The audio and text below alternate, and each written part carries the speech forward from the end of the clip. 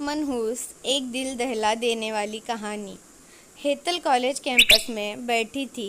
जब उसके क्लास पूरे हुए तो वह अपनी सहेली के साथ बातें कर रही थी।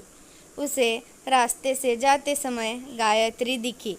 गायत्री को आवाज़ दी, गायत्री इधर आओ। हेतल की आवाज़ सुनते ही गायत्री हेतल के पास गई। दोनों बातें करने लगी। बातचीत के दौरान अचानक हेतल को याद आया कि उसने सुना है कि सुमन ने आत्महत्या कर ली है।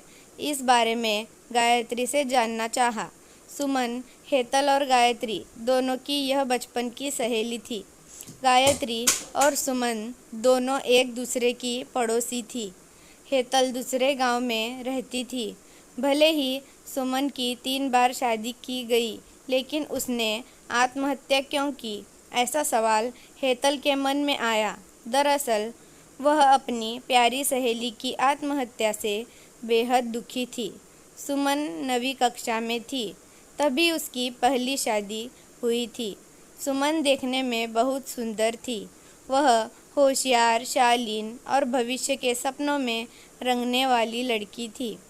उसने अपने जीवन में कई सपनों को चित्रित किया था, पर घर के लोगों ने उसकी ज़बरदस्ती से शादी करवा दी।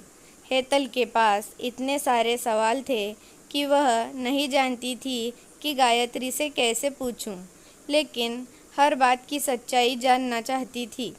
और आखिर में गायत्री से पूछा कि सुमन ने आत्महत्या क्यों की। एक क्षण के लिए गायत्री चुप हो गई। जल्दी से उसके मुंह से शब्द नहीं निकल रहे थे। उसने गहरी सांस ली और बोलना शुरू किया। 3 साल पहले सुमन की शादी अबीर नाम के शख्स से हुई थी। वास्तव में उसकी बहुत अच्छी गृहस्थी चल रही थी। दोनों एक दूसरे से प्यार करने लगे थे। जब भी यह दोनों साथ में बाहर जाते तो सभी कपल इनसे जलते थे।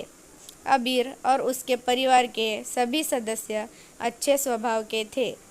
जैसा उसने सपनों में जोड़ीदार सोचा था, वैसा ही उसे अपना पार्टनर मिला था। उसके घर की स्थिति मध्यम थी। अबीर का एक छोटा सा होटल था। उसमें उसे सारे खर्चे बांट देने के बाद कुछ पैसे बच जाते थे। घर की हालत बहुत साफ सुथरी थी। एक दिन वह होटल से घर बाइक पर आ रहा था। एक बड़ी कार से उसका बहुत बड़ा एक्सीडेंट हो गया और इसमें उसे काफ़ी चोटें भी आई।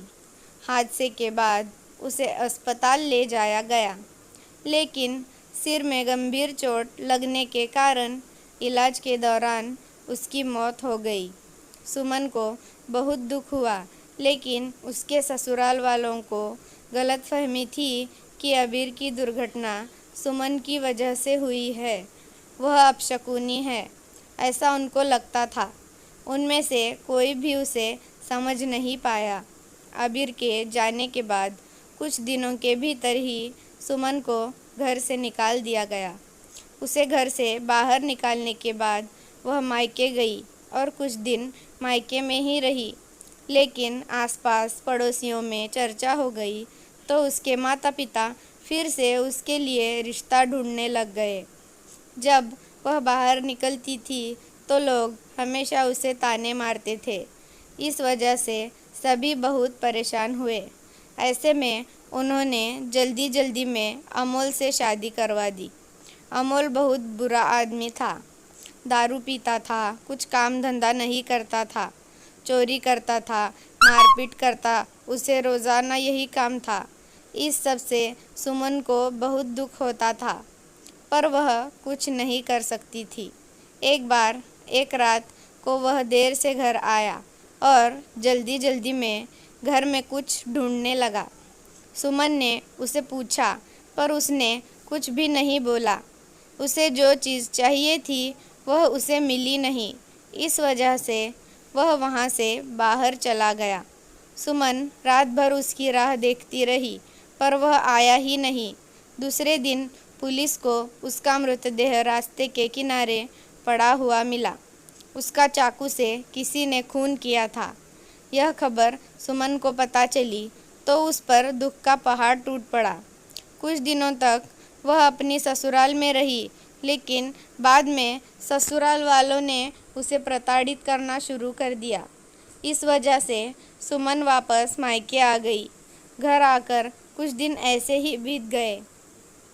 हर दिन आ रहा था और जा रहा था, लेकिन सुमन की स्थिति वही थी। उसकी तरफ देखा नहीं जा रहा था।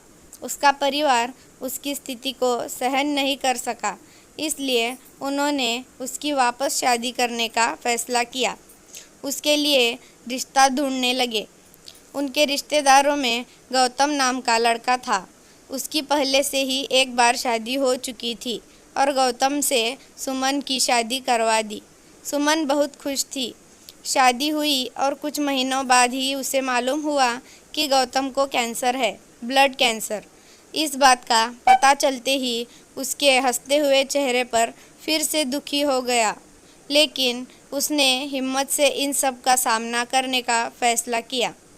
5 महीने तक अपने पति की सेवा की, लेकिन आखिरकार 5 महीने बाद उसके पति की मौत हो गई।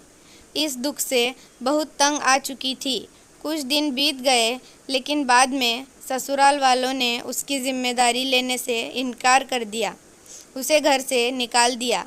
इसके बाद वह फिर मायके चली गई, लेकिन उसके माता पिता, उसके भाई भाभी ने भी उसे घर में आने नहीं दिया। सभी तरफ से रास्ते बंद हो चुके थे उसके लिए। उसे उम्मीद थी, कोई किरण नज़र नहीं आ रही थी।